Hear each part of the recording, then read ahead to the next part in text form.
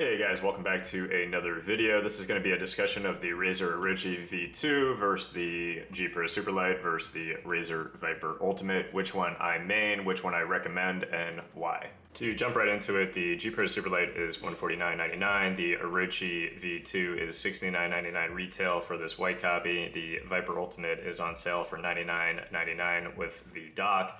But MSRP retail is usually over $99. It's usually around $120 to $130 on Amazon on any given day. And of course you could buy it Amazon renewed for potentially less than $99, so great value there. I do find the G Pro Superlight to be the worst in terms of value. This is a new batch and my side clicks are still, they're definitely much improved from my first batch, but they are still mushy. I do still have issues with significant side flex, but it doesn't really bother me in game compared to my first copy. But my Razer Orochi is built like a tank. I have absolutely no creaking. I have no build quality issues. I don't have any button actuation anymore with pushing down on the bottom of the mouse. And my clicks just feel absolutely phenomenal out of the box. All three mice perform absolutely phenomenally in game, but I do perform the best on the Orochi V2. The sensor is a top grade gaming wireless sensor, and I had no issues with spinouts or any tracking issues or stuttering in game while playing high-paced Apex Legends, and I do have clips here to demonstrate that for you.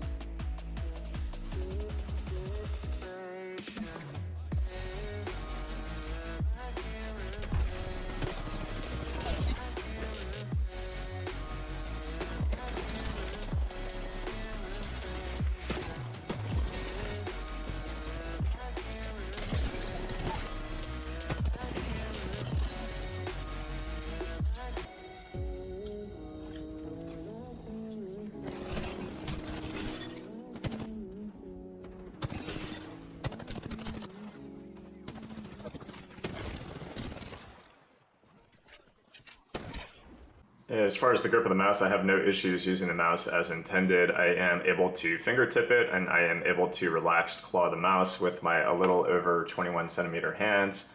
Sometimes the mouse actually does hit me, the bottom portion of the mouse in this area does hit me sometimes in the palm in this general area. So you do kind of get a nice, very nice hand feel even when you are utilizing those grips. That kind of makes it feel somewhat of a palm mouse. But other than that, I really don't have any surface area of the mouse hitting my hand, which is very good and beneficial for verticality or movement within your hand while gaming or tracking with vertical movements. I don't get that same effect with the Logitech G Pro Superlight. I do kind of get forced into one grip, and the hump usually stops and hits the meaty portion of my hand towards the bottom of my wrist. So you kind of lose that verticality. Here are the clicks on the G Pro Superlight.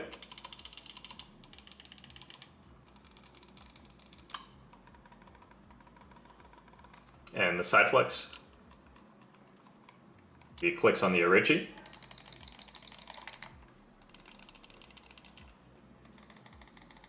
And side flex. Clicks on the Viper Ultimate.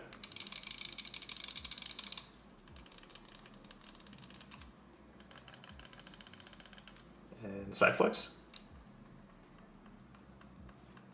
As far as the sensor is concerned on any three of these mice, I don't have any issues with any spinouts, any tracking issues. They all feel absolutely phenomenal. They all feel absolutely superb. So for a mouse that is $69.99, I think this is a huge bonus, and people should really look at this as a price to performance ratio. And honestly, at $69 for the price performance, I don't think it's beat at all by anything on the market right now.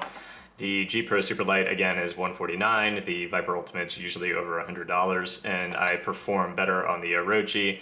And as far as the mouse gates out of the box, the mouse gates are far superior on the Orochi than the G Pro Superlight. So 69, great skates, great switches, fantastic build quality compared to 149 with iffy build quality, mushy clicks, and horrible skates. The Orochi is really a fantastic deal. So as you guys know, the top shell is removable. I actually do like the grip and texture of the retail white. I think that it adds a extra grip compared to the Logitech G Pro Superlight.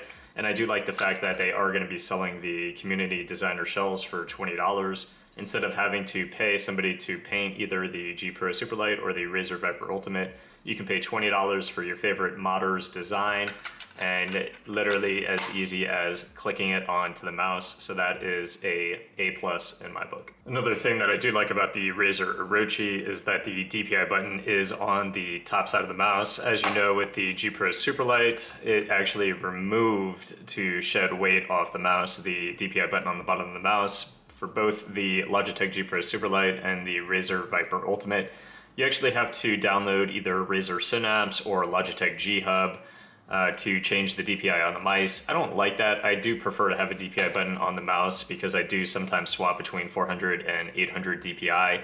And also you can rebind that DPI button in various games to whatever you need to use in game, like in Fortnite, World of Warcraft, or even FPS shooters if you do use that DPI button for a corresponding macro or button in whatever game you're playing.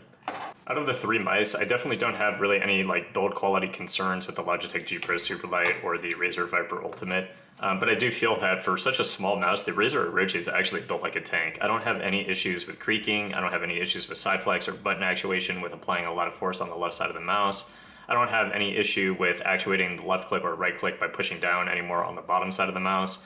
And I do really, really like the fact that, look, if you're running low on battery, you can easily pop out the battery, put in a new lithium battery or rechargeable battery. The pale blue AAA battery that I used in my last video that was rechargeable still kept the weight of the mouse down into the low or medium 60 grams.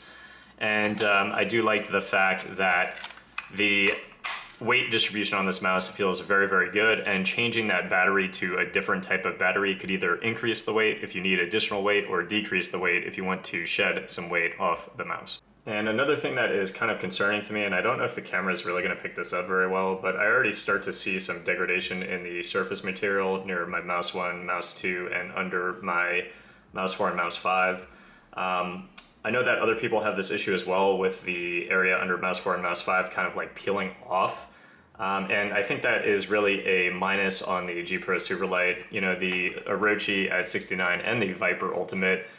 Some people don't like the surface, but I do think that the extra grip on the surface material really helps in game, and honestly I haven't had any issues with degradation in the material at all over time. So I do think that the Razer Orochi is the best buy for a wireless mouse right now compared to the Viper Ultimate and the G Pro Superlight. This is my main. I am using this in both Valorant and Apex and CSGO. I find it absolutely phenomenal for flicks in CSGO and Valorant, and I find the tracking to be absolutely beautiful in Apex. If you guys do get this mouse, let me know in the comments how you like it. Let me know what color you got, if you got one by a custom designer. I do have one, a custom coming by Nacho Customs. I'm waiting for that in the mail from Razer, and I'm very excited about that. But thanks guys for stopping by. I hope this video helped some of you guys out that were on the fence about whether or not you should get this or one of the other wireless mice. And if it did help, please leave a subscription to the channel, and I'll see you guys in the next review. Peace.